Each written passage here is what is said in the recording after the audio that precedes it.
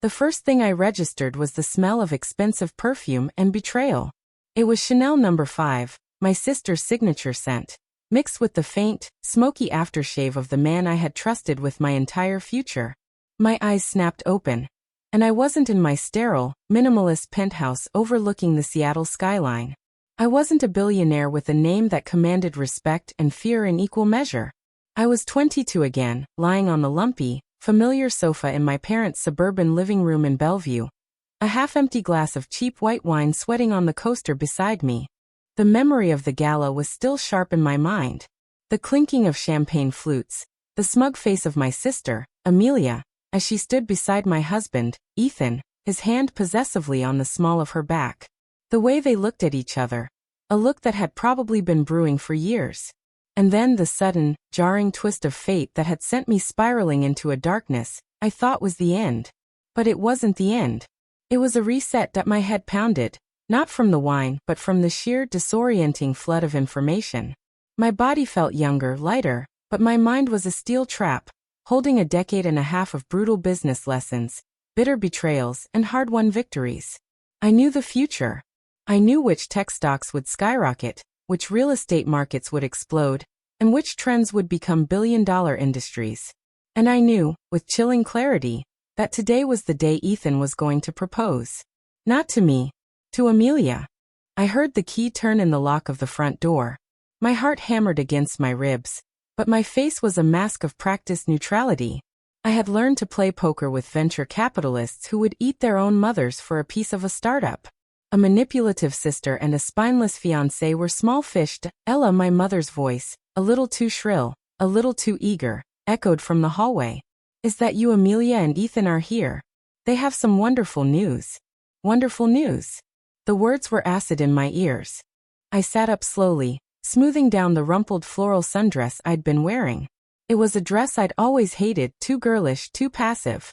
It belonged to the old Ella, the one who craved validation, the one who believed in fairy tales. That version of me was dead. I'd buried her in a boardroom full of men who underestimated her. And I'd risen from the ashes like a phoenix made of stock options and corporate takeovers that they walked in. A perfectly curated image of domestic bliss. Amelia, my older sister, was radiant in a pastel pink sheath dress, her blonde hair styled in perfect waves. Ethan, tall and handsome with that all-American boy-next-door charm, was beaming. They held hands, their fingers intertwined in a way that was meant to be endearing, but just looked possessive. Aya. Amelia's voice was honeyed and sweet. There you are. We have something to tell you, and we wanted you to be the first to know. She shot a look at my mother, who was practically vibrating with excitement, that Ethan cleared his throat, adopting a solemn, theatrical tone. He looked at me, his eyes holding a flicker of something, guilt or pity. I couldn't tell and I didn't care. Ella, I know we've had our moments. But the truth is, my heart has always belonged to someone else. I've realized that true love can't be forced. It just finds you. And I found it in Amelia. He dropped to one knee, right there on the beige Berber carpet of my childhood home. He pulled out a small velvet box. My mother gasped. I could see the ring inside. A modest diamond set in a simple platinum band. It was the same ring he'd given me in my previous life, the one I'd cherished as a symbol of our future. Now it was a symbol of the future I was about to burn to the ground. Amelia's eyes were wide, glistening with faux tears. Oh Ella, I hope you can understand. It's not about replacing you, it's just our connection is so deep, so profound. We tried to fight it for your sake, but we couldn't deny our feelings any longer. I looked at the pair of them, a perfect picture of tragic lovers. In another life, I would have crumbled. I would have screamed, cried, and begged them not to do this. I would have spent years in therapy, trying to figure out what was wrong with me, why I wasn't enough. This time, I felt nothing but cold, calculated clarity. This was the inciting incident. This was the moment my counterattack began. Of course I understand, I said, my voice steady and calm. I leaned forward, a small practiced smile playing on my lips. Love can't be forced. I'm happy for you. Truly. I stood up, grabbing my purse. I was just on my way out, actually. I have a meeting I need to get to. I'm sorry I can't stay for the celebration. The shock on their faces was delicious. My mother's mouth fell open. Amelia's hands fluttered uselessly. Ethan looked completely disarmed, his noble speech forgotten. He was still on one knee. The ring box held out like an offering to an audience that had just walked out. "A meeting, Ella. It's a Saturday afternoon," my mother finally sputtered. "What meeting could you possibly have?" I stopped at the door, turning back with a look of mild, disinterested surprise. "I'm starting a company, Mom. It's a tech startup. We're about to pitch to a few investors. It's nothing much, just something to keep me busy now that my whole life plan has shifted." I didn't wait for a reply. I walked out, the door clicking shut behind me, leaving them in the hushed, awkward silence of my sister's triumph. It was a triumph she would come to regret, that I didn't go to a meeting. I went to my laptop, an old clunky thing from my university days, and I started writing code. My first product wasn't a revolutionary AI or a groundbreaking social platform. It was a service. A concierge app for high-net-worth individuals, a small, unassuming start that would bootstrap my way to millions within the first year. The real gold, the billion-dollar idea, was still percolating in the back of my mind, but I needed capital. I needed leverage. I'd learned in my previous life that the biggest deals were never made in boardrooms. They were made in quiet conversations, in favors traded over expensive scotch, in the strategic dissemination of information. My first step was to reconnect with an old contact, Mark Harrison, a junior analyst at a venture capital firm that was about to blow up. In my past life, I'd met him at a tech mixer years from now. But I remembered his story, his ambition, his desperation to prove himself. I knew the project his firm was about to reject, a trash-talking gaming app that would have made them billions. I knew the founder, a socially awkward genius who just needed a spark. I sent Mark an email from a burner account, outlining the app's potential with such specific clarity, it couldn't be ignored. It was a gamble, but in the high-stakes world of Silicon Valley, calculated risks were the only currency that mattered. Within a week, the world started to shift. My parents were calling, their voices strained. Amelia was playing the victim, telling everyone I was bitter and jealous, that I had abandoned my family in their moment of happiness. She posted saccharine photos of her and Ethan on social media. Their engagement party, a lavish affair paid for by my parents. I saw the comments. "So happy for you. True love wins. What a beautiful couple." I scrolled through them, a cold smile on my face. I was busy, too busy to care. I had a prototype to build, a team to assemble, and a life to rebuild from the ground up. My first round of funding was a whisper in the tech community. $500,000 from a seed fund I knew would later triple my valuation. It wasn't a fortune, but it was a start.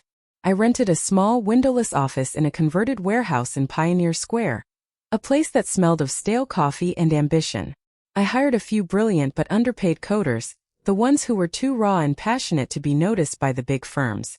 We worked 18-hour days fueled by pizza and Red Bull. By the time Amelia and Ethan's wedding date arrived, 2 months after their initial proposal, my company was growing at a rate that made headlines in the local tech blogs.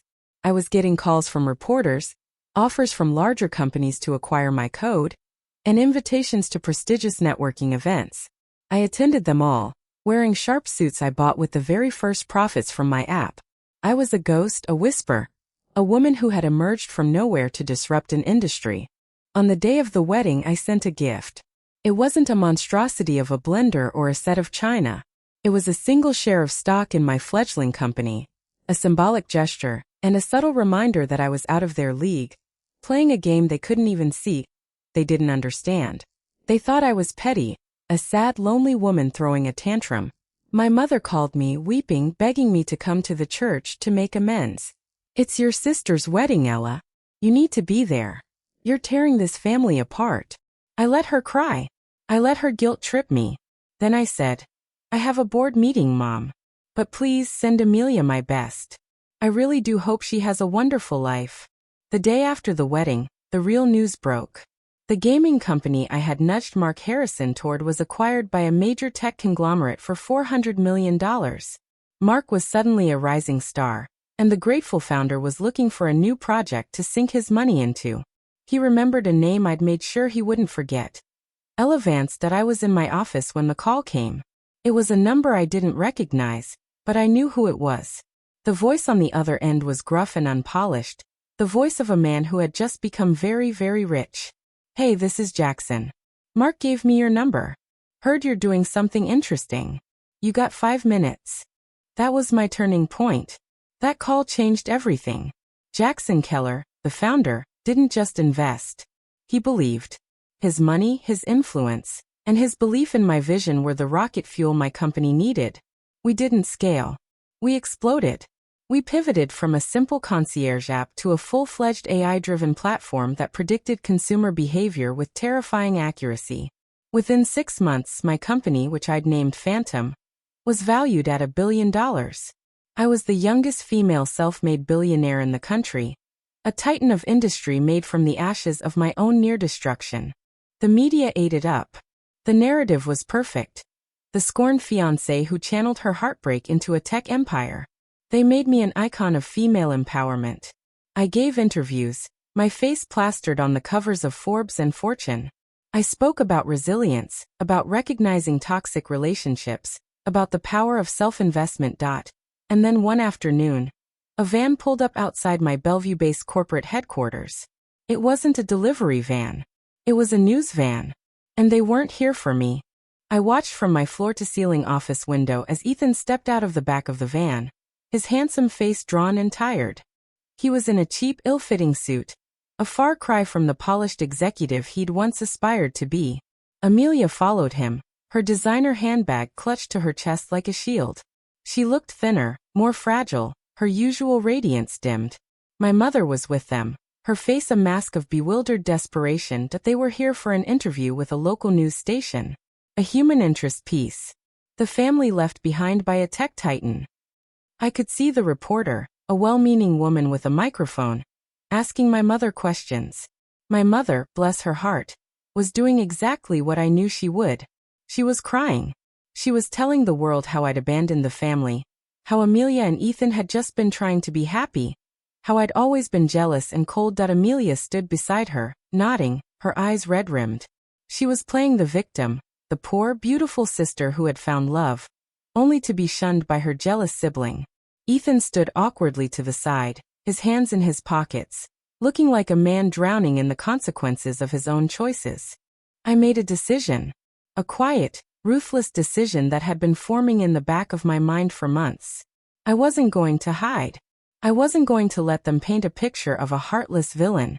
That I took the elevator down to the lobby. I walked out of the main entrance, just as the reporter was wrapping up her segment. The camera swung toward me. The look of shock on their faces was a symphony of discordant notes. Amelia's mouth opened and closed like a landed fish. Ethan's face went pale. My mother looked like she was about to faint. The reporter, sensing a major story, practically shoved the microphone in my face. "Ms. Vance, is it true you've cut off all contact with your family? You were the one who was supposed to marry Ethan. Correct? What do you have to say to your mother and sister right now?" I held up a hand, a calm, measured gesture. I looked directly into the camera, my voice level and cool. "My relationship with my family is a private matter. But I will say this. I have no regrets. I chose to build a life for myself based on my own ambition and self-worth. I chose not to settle for a life that was being dictated to me. I'm not interested in playing the victim. I'm interested in building the future." I turned to face my mother, Amelia, and Ethan. I smiled a small, serene smile. It was a choice, the same way Amelia and Ethan made a choice. We all have to live with the consequences of our decisions. I'm just living with mine. I paused, my eyes settling on my sister. "I hope you're happy, Amelia. I really do." Then I turned, walked back into the lobby of my own building, and disappeared behind the mirrored doors. I left them standing there, the cameras still rolling, their carefully constructed narrative of abandonment shattered by my simple, unassailable presence. I didn't go back to my office. I went to the roof. The sky was a perfect, cloudless blue, and I could see all of Bellevue sprawled beneath me, a glittering testament to wealth and ambition. It was a beautiful view, a view I'd paid for with every sleepless night, every sacrificed relationship, and every moment of doubt I'd overcome. The confrontation was over. I had won, but the victory tasted like ash. I'd built an empire, but I was standing on it alone that my phone buzzed in my pocket. I fished it out. It was a text from my lawyer. We got the news about Amelia and Ethan. I think you'll want to see this. Attached was a link to a gossip site. The headline read, Tech Titan Sister Files for Divorce Sites, Financial Abuse and Irreconcilable Differences. I read the article. It was a mess. Amelia was alleging Ethan had squandered her inheritance, the money my parents had given them, on failed business ventures trying to compete with me. The article painted a picture of a desperate man, a failed entrepreneur who had tried to ride his wife's coattails and failed spectacularly. He was being publicly humiliated. A small part of me, the part that remembered being a scared, heartbroken 22-year-old, felt a tiny pang of pity. But that feeling was quickly extinguished by a cold sense of justice. Ethan had chosen his path. He had chosen Amelia for the safety she promised, the easier, more conventional life. He had tried to build a castle on a foundation of sand, and now it was crumbling. I put my phone away and turned to go back inside. But as I did, I saw a figure standing by the rooftop door. A figure I hadn't expected to see. It was Jackson Keller. His face was grim, his usual easygoing demeanor replaced by a look of deep concern. "Ella," he said, his voice flat. "We have a problem. A big one." He walked over and handed me his tablet. On the screen was a new article from a financial news site I trusted. The headline made the blood run cold in my veins. Phantom CEO faces major class action suit. Allegations of data breach and user privacy violations. My mind raced. Phantom's entire value was built on data. I was meticulous about security. A breach like this wasn't an accident. Someone had orchestrated it. A cold dread settled in my stomach. I knew in the gut of my billionaire instincts that this wasn't a random attack. This was an act of war. And I had a terrible sinking feeling I knew exactly who was behind it. The name was already forming in my mind. A name from my past I had thought I'd left behind for good. Jackson was still talking, explaining the potential fallout, the stock plummeting, the investors panicking. But I wasn't listening. I was staring at the city below, the city I had conquered, and realizing that my most dangerous enemy wasn't my sister, or my ex-fiancé, or my family. It was a ghost. A ghost from the life I thought I'd left behind. It was time to start digging that the name that surfaced from the depths of my memory was one I hadn't spoken in years. Julian Cross. My former business partner from my first life, the man who had taught me everything about the ruthless underbelly of the tech world, and then tried to destroy me when I refused to be his puppet. In my previous timeline, Julian had been the one to orchestrate a hostile takeover of my first successful company. He'd used insider information, planted spies in my development team, and leaked fabricated scandals to the press. I'd spent 2 years and millions in legal fees just to clear my name. He'd almost won. But I'd been younger, more trusting, and too naive to see the knife he was sharpening behind my back. This time around, I'd been so focused on the immediate threats, Amelia and Ethan and my family's suffocating expectations, that I'd completely forgotten about Julian. He was older in my previous life, already established when I'd met him. But now in this reset timeline, he would be just starting out, building his network, gathering his tools. And he would have no idea that I knew every single move he was going to make. That I took the tablet from Jackson and scrolled through the article with shaking hands. The class action suit alleged that Phantom had been harvesting user data without consent, sharing it with third-party advertisers, and failing to encrypt sensitive financial information. The plaintiffs were demanding hundreds of millions in damages. The timing was surgical. My company's valuation was about to go public. A massive IPO that would cement my legacy. This suit could kill it before it ever launched. "Who filed the suit?" I asked, my voice barely above a whisper. That Jackson rubbed the back of his neck. A nervous habit I'd come to recognize. A law firm out of San Francisco. They're representing a group of whistleblowers, former employees. The case is being led by a junior partner named Sarah Chun. Sarah Chun. I knew that name.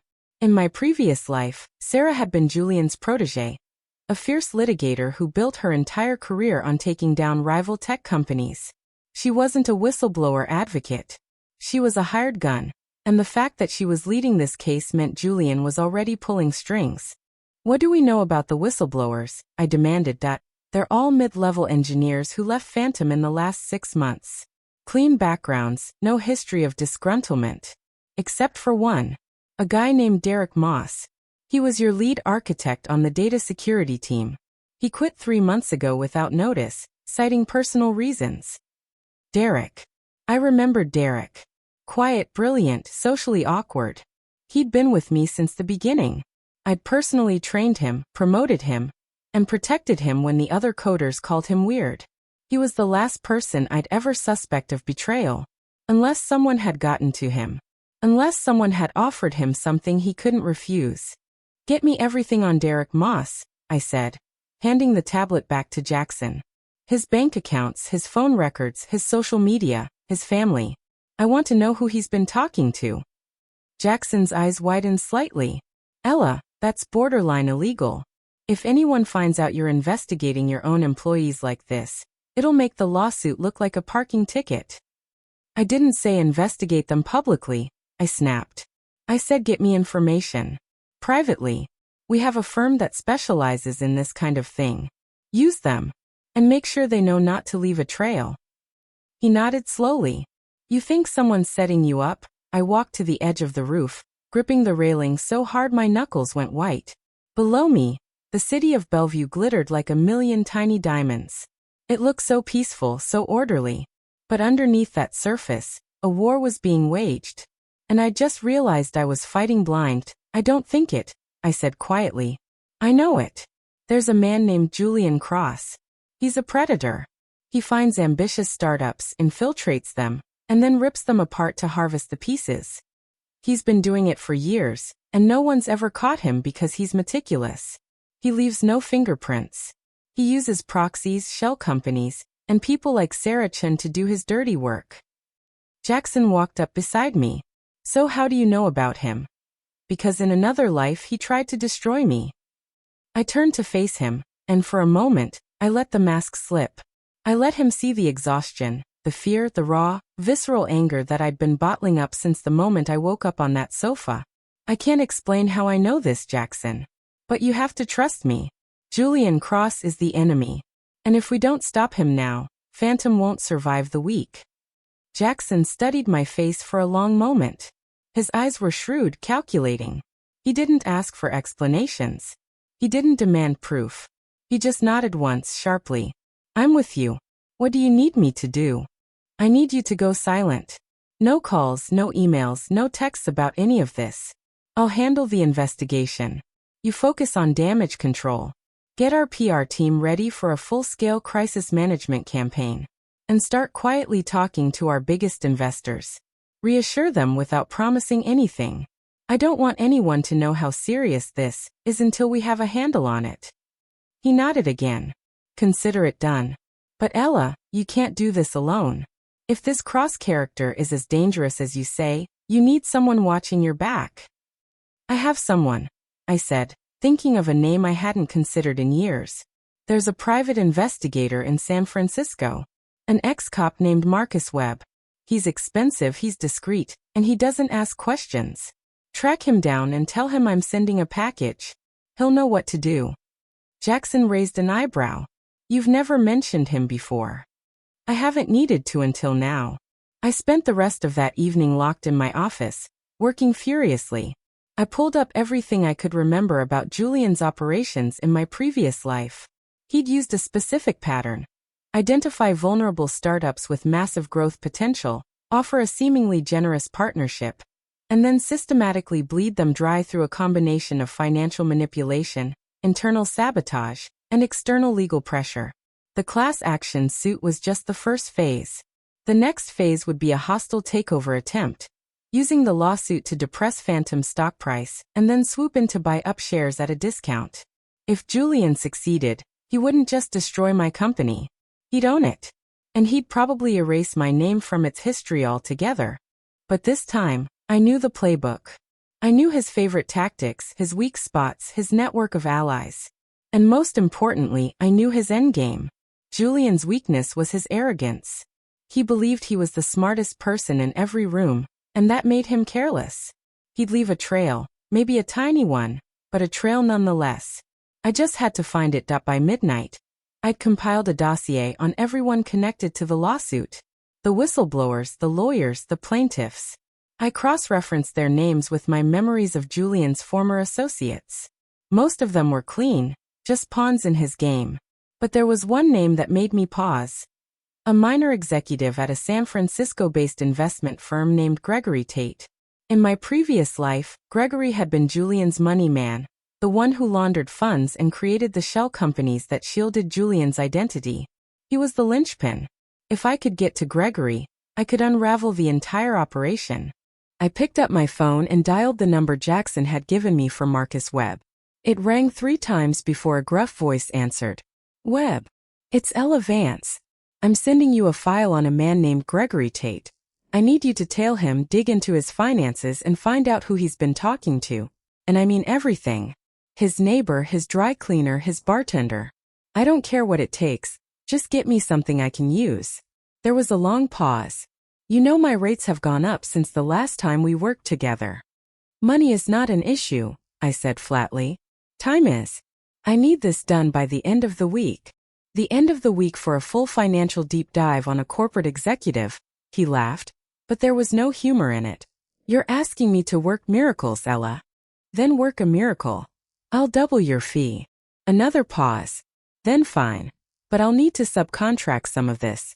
I have a contact at the IRS who owes me a favor. Use whoever you need. Just make sure they don't know who's paying them. I hung up and leaned back in my chair exhausted. My eyes burned from staring at the screen for hours. My shoulders ached from hunching over the keyboard. But I couldn't stop. Not now. Not when everything I'd built was hanging by a thread. The next morning, I arrived at the office to find Jackson already waiting for me. His face was grave and he was holding a thick folder in his hands. We have a problem, he said without preamble. A bigger one than the lawsuit. Define bigger. Someone leaked our IPO prospectus to the press. The entire document, including our projected earnings, and the acquisition targets we're planning to announce next quarter. It's on every major financial blog by now, and the stock is already down 15% in pre-market trading. My blood turned to ice. The prospectus was confidential. Only a handful of people had access to it. Me, Jackson, my CFO, and the legal team I'd hired to handle the IPO filing. Someone on my own team was working with Julian. Someone I trusted. Who had access? I asked, my voice dangerously calm. Jackson opened the folder and flipped through several pages. There are 4 people. You meet David Liu and Maria Gomez. David's been with us since the beginning. Maria's a recent hire, but she came highly recommended from a firm in New York. I closed my eyes and tried to remember Maria Gomez. She was sharp, efficient, and impeccably dressed. She'd seemed like the perfect addition to the team. But that was exactly what Julian would have planted. A perfect Trojan horse, waiting for the right moment to strike. Get Maria in my office, I said. And don't tell her what it's about. 10 minutes later, Maria Gomez walked into my office with a confident stride. She was in her mid-30s, with sleek black hair pulled back in a tight bun and the kind of polished, unflappable demeanor that made her seem untouchable. She smiled as she sat down across from my desk. You wanted to see me, Ms. Vance. I studied her for a long moment. Her smile didn't waver. Her eyes were steady and clear. If she was nervous, she wasn't showing it. The IPO prospectus has been leaked, I said bluntly. I'm sure you've seen the news. Her smile faded slightly, replaced by a look of controlled concern. Yes, I did. That's absolutely catastrophic. Do we have any leads on who might have done it? Not yet. But the number of people who had access is very small, and I need to rule out everyone on that list, including you. Maria's expression didn't change, but I noticed her fingers tightening slightly on the armrest of her chair. I understand. I'm happy to cooperate with any investigation you need to conduct. I'll give you my phone records, my emails, my bank statements, whatever you need. Thank you, I said smoothly. I appreciate that. You're dismissed for now. She stood up and walked toward the door. Just as she reached it, I called out, Maria, one more thing. She turned back. You worked at Harrison & Chase in New York before coming here, right? How did you like it there? Something flickered in her eyes. A flash of something that might have been recognition. Or panic. It was fine, she said carefully. A good firm. But I was looking for something more dynamic. And you found it at Phantom? Definitely. She left, closing the door quietly behind her. I sat in silence for a long moment, replaying the conversation in my head. There was something about the way she'd reacted when I mentioned Harrison and Chase. That firm was part of Julian's network in my previous life. A small, overlooked detail that I'd almost forgotten. But now it was glaringly obvious. Julian had planted Maria at Phantom months ago, before the lawsuit was even filed. He'd been planning this for a long time. I picked up my phone and texted Marcus Webb. New target, Maria Gomez. She's one of mine. Find out everything about her connection to Julian Cross.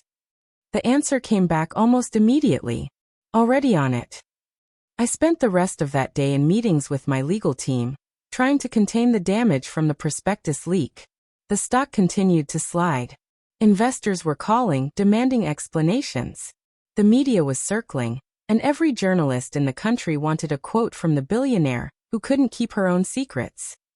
My PR team was working overtime to spin the narrative, emphasizing the strength of our product and the long-term vision of our company. But it wasn't enough. The lawsuit and the leak together were a one-two punch that I was struggling to recover from. By the time the sun set over Bellevue, I was running on fumes. My head was pounding, and my hands were shaking from too much caffeine and not enough food. I'd ordered takeout at some point, but the container sat untouched on my desk, cold and forgotten. Jackson found me staring blankly at my computer screen, scrolling through the latest round of terrible headlines. You need to take a break, he said quietly. You've been at this for 16 hours. You're no good to anyone if you collapse. I can't afford to collapse, I muttered. If I stop, Julian wins. And if you don't stop, you'll be too exhausted to fight him. Come on, let's go for a walk. I almost refused, but the exhaustion was so deep, so bone-crushing, that I didn't have the energy to argue. I grabbed my coat and followed him out of the office. We walked in silence for a while, weaving through the quiet streets of downtown Bellevue. The city was beautiful at night, all twinkling lights and sleek glass towers. It was hard to believe that somewhere out there, someone was plotting my destruction. That someone had already infiltrated my company, stolen my secrets, and was now preparing to deliver the killing blow. There's something I need to tell you, Jackson finally said. About the lawsuit. I found something strange. What kind of strange? The plaintiffs are being represented by a group of law firms that are all connected to a single parent company, a holding company based in the Cayman Islands. I ran the numbers, and the holding company has ties to a man named Julian Cross. He's listed as a silent partner in one of their offshore accounts. My heart skipped a beat. You found a paper trail. Just a whisper of one. But it's enough to suggest he's involved. If we can get a forensic accountant to trace the money, we might be able to prove he's orchestrating the whole thing.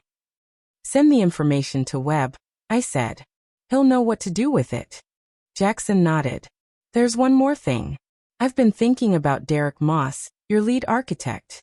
Why would he betray you? He seemed so loyal. I stopped walking and turned to face him. I've been thinking about that too. Derek wasn't just my employee. He was my friend. I trusted him with everything. If he's working with Julian, it's because Julian offered him something he couldn't refuse. Money, revenge, maybe a chance to start his own company. Derek has ambition. I knew that. I just didn't realize how far he was willing to go. Or maybe he doesn't know he's being used, Jackson suggested. Maybe Julian approached him, made him an offer, and Derek took it without realizing he was walking into a trap. Either way, he's a liability. We need to find him and get him to talk. We walked back to the office in silence. When we reached the lobby, my phone buzzed with a text from Marcus Webb. Got something on Tate. He's meeting with a known associate of Cross tonight at a restaurant in San Francisco. Address attached. Get there fast. I stared at the text, my mind racing. San Francisco was a 2-hour drive. I could be there by midnight. If I could catch Gregory Tate in the act, I might be able to get him to flip. Or at least record enough evidence to use against Julian. Jackson, I said, already heading for the parking garage. I need you to hold down the fort. I'm going to San Francisco. Ella, you can't just. I can. And I will. Stay here, keep the ship from sinking, and don't let anyone know where I am. I got in my car and drove. The highway was empty, the roads lit only by the pale glow of headlights and the distant stars. My hands gripped the steering wheel so hard my knuckles were white. Every mile I drove, I felt the weight of what I was about to do pressing down on me. This was it. This was the turning point. If I could catch Gregory Tate, I could break Julian's entire operation. But if I failed, if I was caught or outmaneuvered, everything I'd built would collapse. I arrived at the restaurant just before midnight. It was an upscale sushi place, the kind of establishment that catered to rich tech executives who valued discretion. I parked a block away and walked to the entrance, my heart pounding in my chest. Through the window, I could see Gregory Tate sitting at a corner table, his back to the door. Across from him sat a woman I didn't recognize. She was young, maybe 30, with sharp features and a confident posture. I pulled out my phone and texted Webb. I'm here. Who's the woman? The reply came instantly. Name's Claire Evans. She's a private investigator who works for Cross. Be careful, Ella. She's not someone you want to mess with. I pocketed my phone and took a deep breath. Then I walked into the restaurant, approached the table and smiled brightly. Gregory, I said, pulling out a chair and sitting down without an invitation. Fancy meeting you here. We need to talk. Gregory Tate's face went through a fascinating series of expressions. Shock, recognition, then a careful practiced neutrality that told me he'd been trained to handle unexpected confrontations. The woman across from him, Claire Evans, didn't flinch. She just studied me with cold, assessing eyes, like a predator sizing up unexpected competition. This is a private dinner, Gregory said, his voice carefully controlled. I don't know who you are, but you need to leave. Oh, I think you know exactly who I am, I replied, signaling the waiter for a glass of water. We've never met face to face, but I'm sure Julian's mentioned me. Ella Vance. The woman who's been causing him so much trouble lately. Claire Evans leaned back in her chair, a faint smile playing on her lips. Ms. Vance, I've heard a lot about you. Julian said you were ambitious. He didn't mention you were reckless. Reckless is one word for it. I prefer resourceful. I turned my attention fully to Gregory.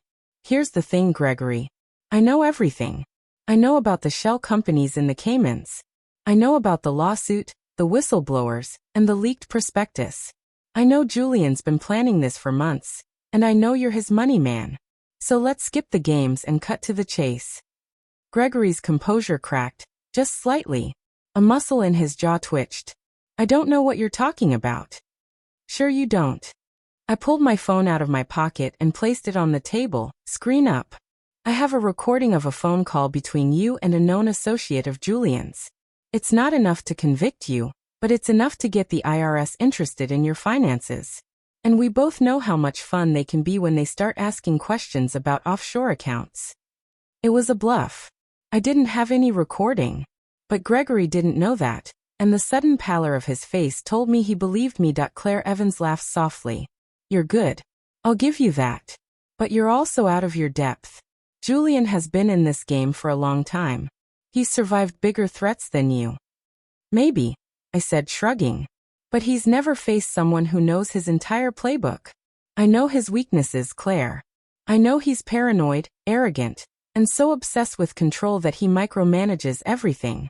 That's why he uses proxies like Gregory. He can't trust anyone to actually execute his plans, so he gets people like you to do the dirty work while he watches from the shadows. Claire's smile faded. For the first time, she looked unsettled. Where did you get that information? I told you. I know everything. Gregory wiped his brow with a napkin, his hands trembling. Even if you have proof, what do you want? A settlement? You want us to call off the lawsuit? I want Julian, I said flatly.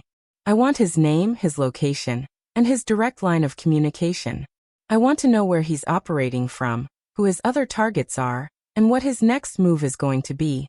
Give me that, and I'll make sure the IRS never looks at your accounts. Refuse, and I'll bury you so deep you'll be digging yourself out for decades. Gregory exchanged a glance with Claire. She gave an almost imperceptible shake of her head.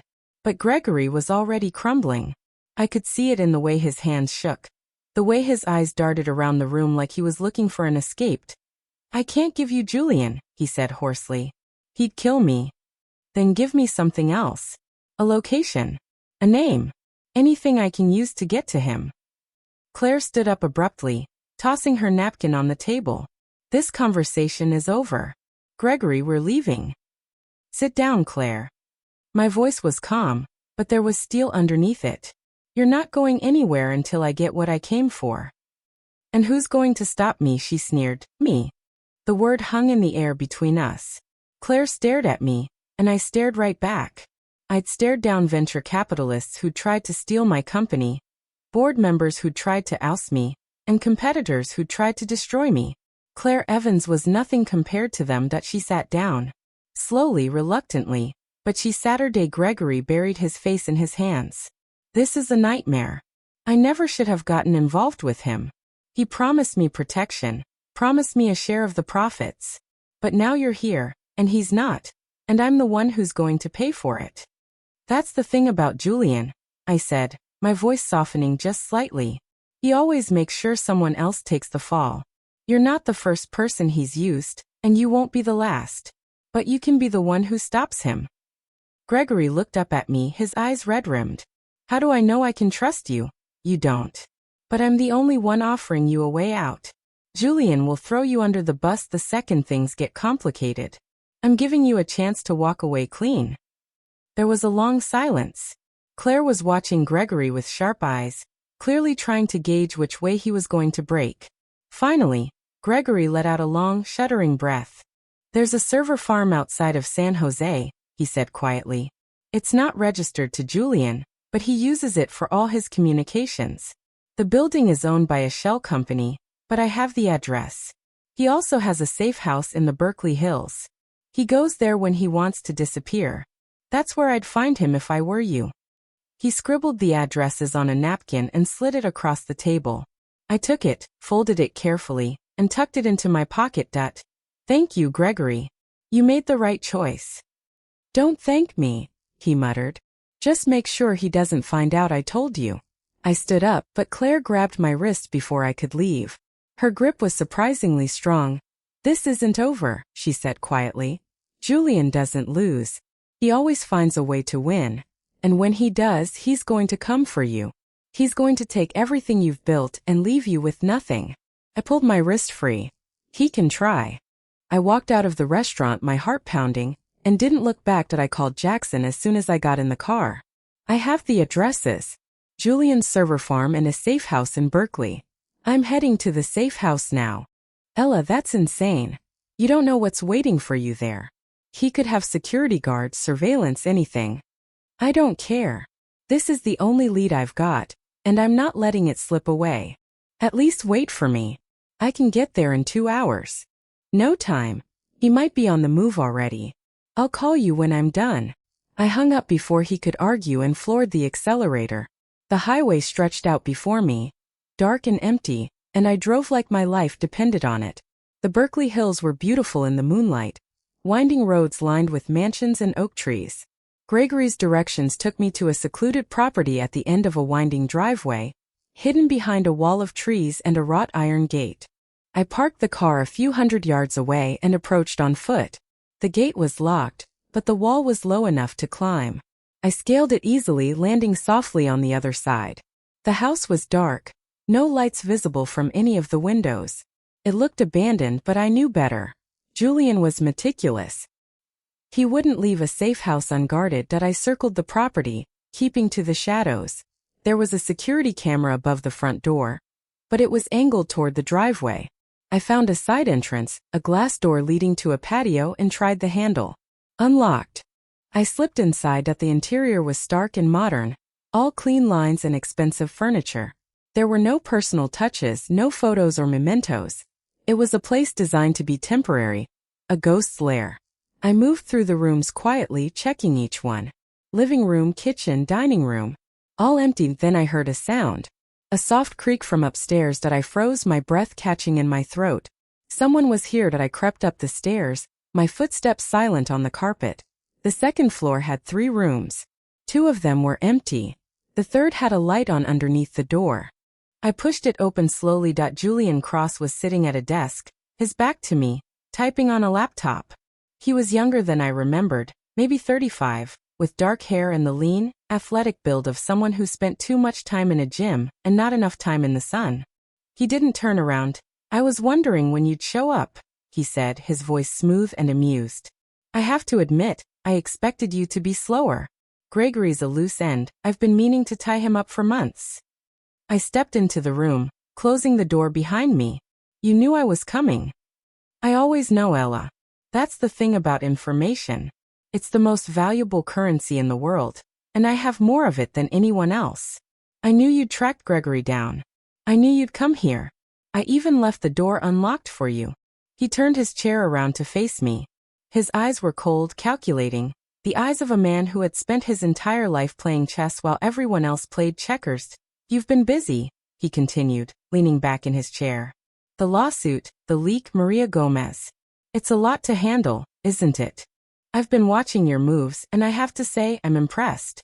Most people would have crumbled by now, but you're still standing, still fighting. I almost respect it."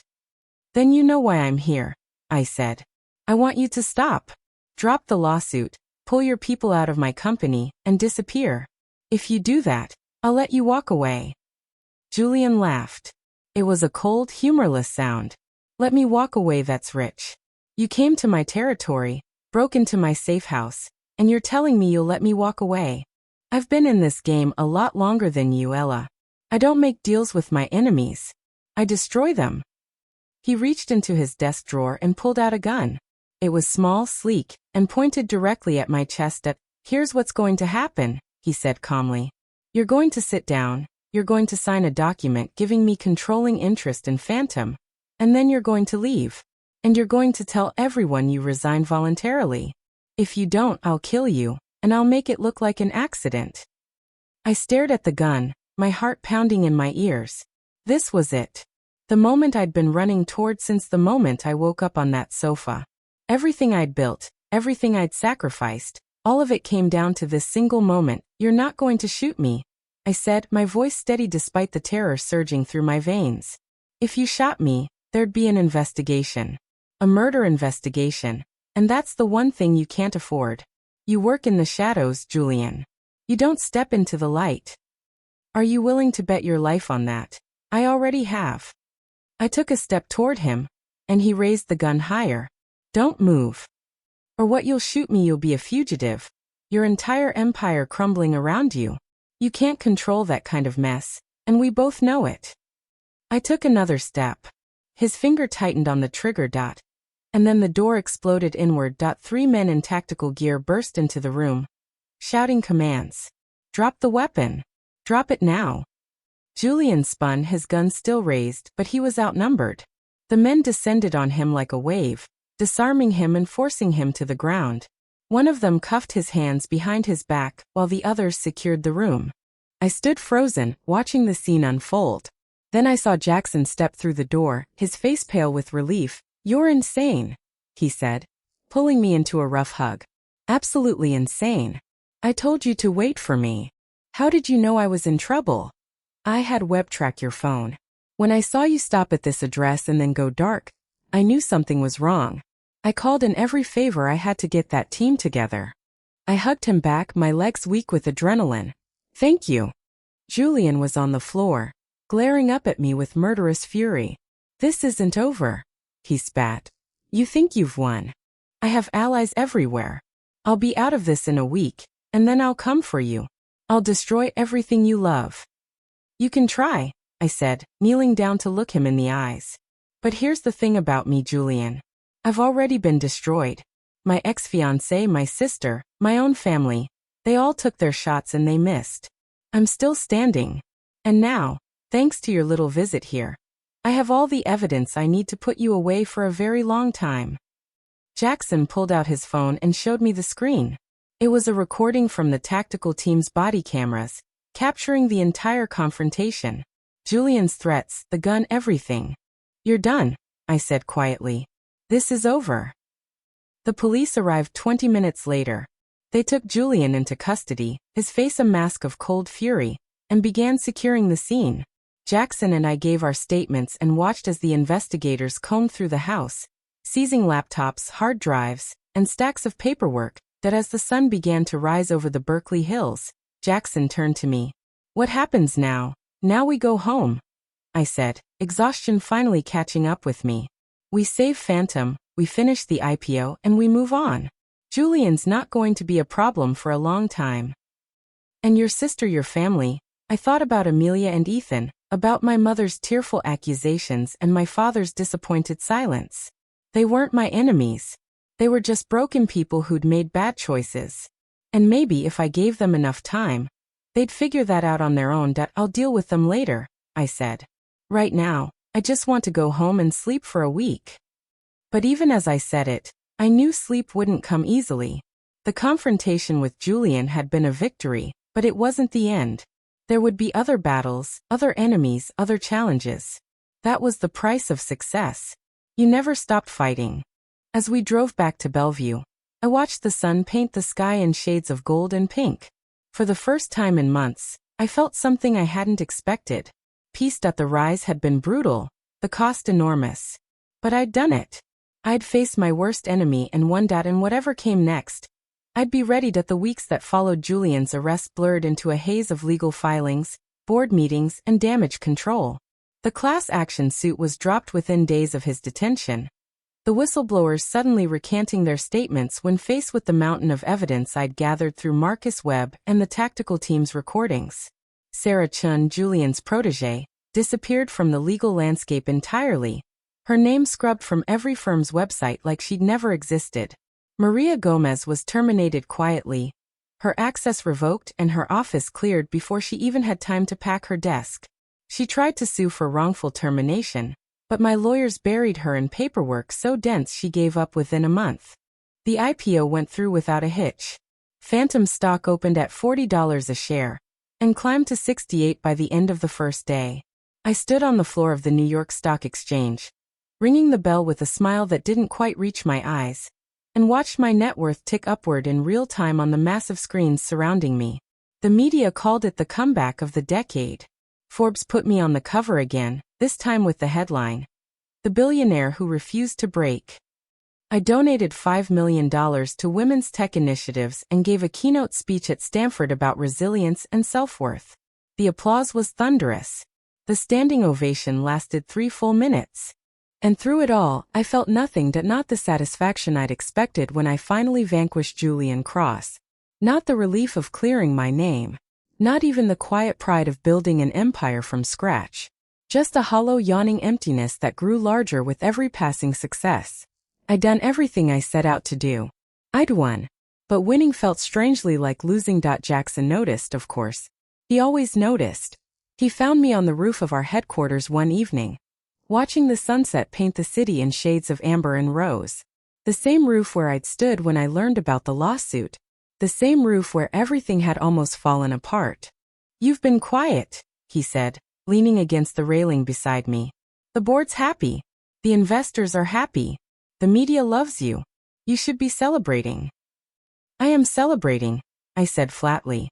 I celebrated by firing Maria, watching Julian get dragged off in cuffs, and making more money than I could spend in 3 lifetimes.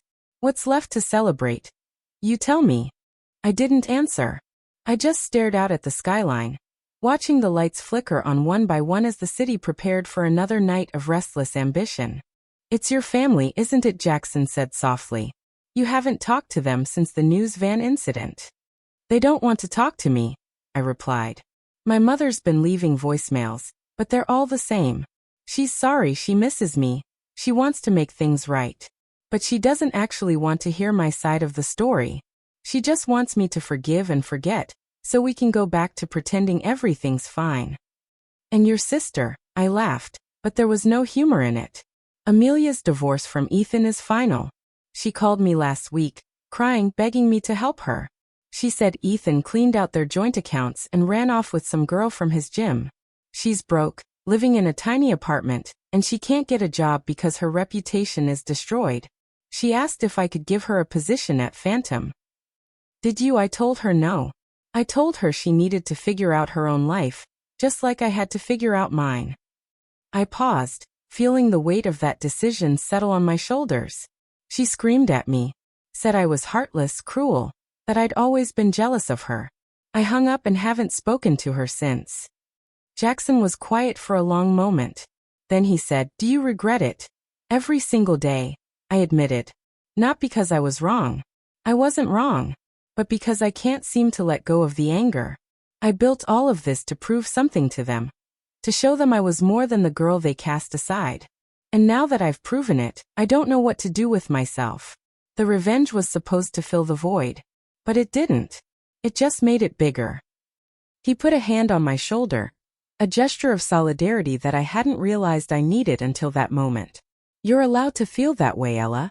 You're allowed to be angry and sad and confused. That doesn't make you weak. It makes you human." I turned to look at him, really look at him, for the first time in months. Jackson Keller had been with me through everything. He'd believed in me when no one else did. He'd put his own reputation and money on the line to save my company. He'd shown up at the Berkeley safe house with a tactical team and a fierce, unshakable loyalty that I'd never questioned and never fully appreciated. "You're a good friend, Jackson," I said quietly to. "I'm more than a friend, and you know it." He smiled, but it was a sad, knowing smile. "I've been in love with you since the day you pitched Phantom to me in that dingy office in Pioneer Square. You were so passionate, so fierce, so utterly convinced you were going to change the world. I knew right then that I'd follow you anywhere." I stared at him, stunned. We'd been partners for years, and he'd never once given me any indication of his feelings. He'd been patient, steady, always there when I needed him. And I'd been so consumed by my own pain and ambition that I'd never seen it. "Jackson, You don't have to say anything," he interrupted gently. "I'm not telling you this to make things complicated. I'm telling you because I think you need to hear it. You deserve to be loved, Ella. Not just because of what you've achieved, but because of who you are. And I'm going to be here, whether you ever feel the same way or not. That's not conditional." I felt tears prick at the corners of my eyes, the first tears I'd shed in months. I'd been so focused on proving my worth to everyone else that I'd forgotten to prove it to myself. I'd built an empire, defeated my enemies, and secured my future. But I'd never stopped to ask myself what I actually wanted. What would make me happy? What I was fighting for in the first place. "I don't know what I want anymore," I admitted, my voice cracking. "I thought I knew. I thought revenge would be enough. But it's not. It's never enough. There's always another battle, another enemy, another mountain to climb. And I'm so tired, Jackson. I'm so tired of climbing." "Then stop climbing," he said simply. "You've reached the peak. You've done everything you set out to do. You don't have to prove anything to anyone. Not to your family, not to the media, not to yourself. You've already won. The rest is just details." He was right. Of course he was right. I'd been so busy fighting that I'd forgotten how to live. I'd forgotten that success wasn't about defeating enemies or accumulating wealth. It was about finding peace, finding purpose, finding the courage to let go of the past and embrace the future. That I reached out and took his hand. It was warm and steady, grounding me in a way I hadn't felt in years. "Thank you," I said softly, "for everything. Anytime." We stood there in silence, watching the sun sink below the horizon. And for the first time in a long time, I felt something other than emptiness. I felt hope. The next morning, I called my mother. She answered on the first ring, her voice trembling. "Ella, is that really you?" "It's me, Mom." I took a deep breath, steadying myself. "I'm ready to talk. But I need you to listen to me first. Really listen. Can you do that?" "Yes, of course, sweetheart. Whatever you need." I told her everything. Not just about the betrayal, but about the years of feeling invisible, of being second best, of trying so hard to please everyone that I'd lost sight of myself. I told her about the loneliness of building an empire, the hollow victories, the sleepless nights. I told her about Julian Cross, the lawsuit, and how close I'd come to losing everything. She listened in silence. When I finished, there was a long pause. Then she said, her voice thick with tears, "I had no idea. I thought you were just being difficult. I thought you were punishing us for choosing Amelia over you.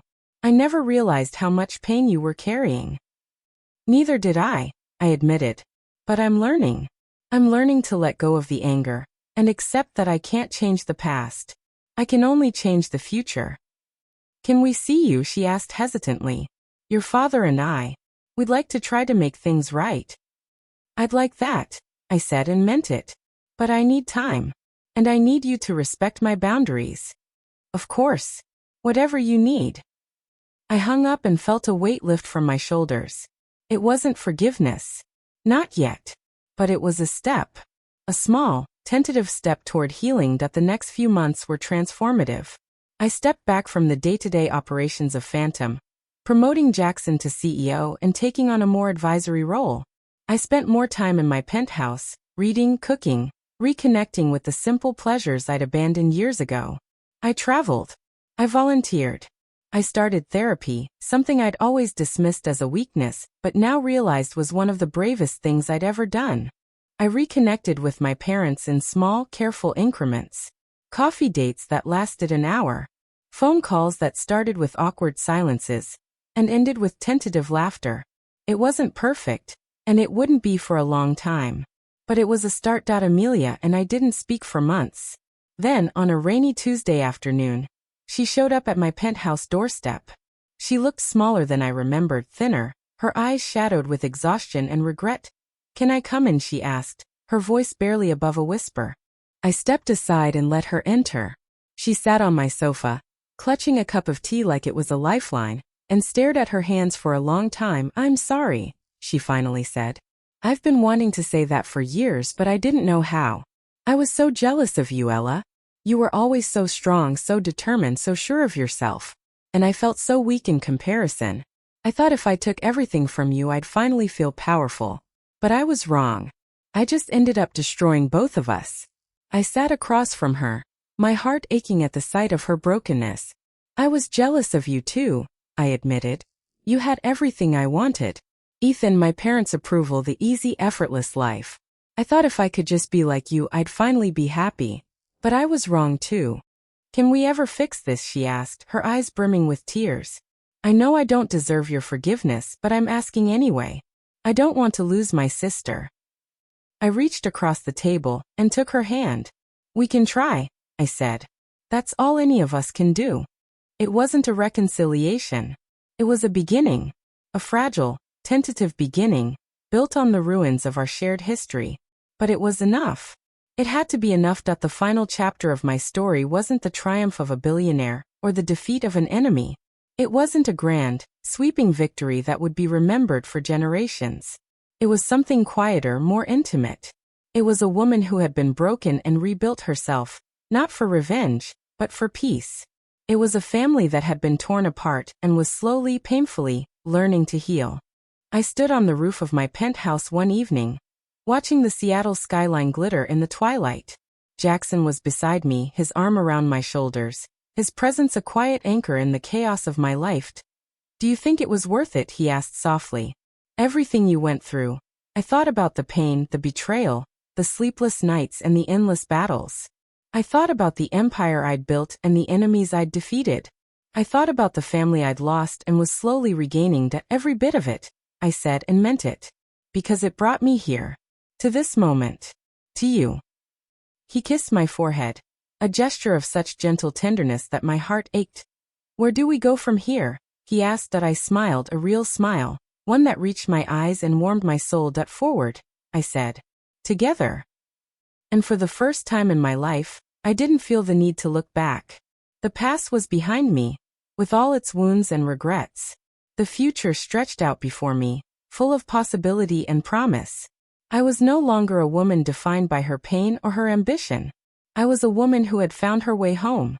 I was Ella Vance, and I was finally truly free.